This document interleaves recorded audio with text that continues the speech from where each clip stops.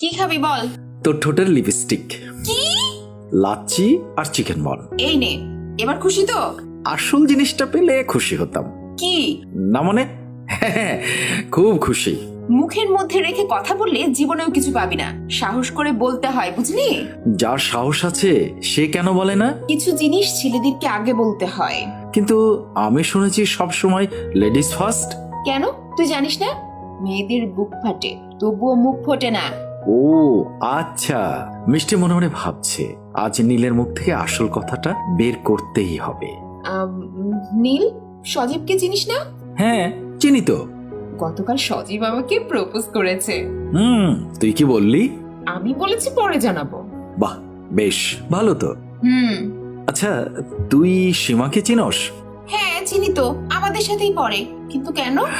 সীমা আজ কলেজে আমাকে প্রপোজ করেছে। তো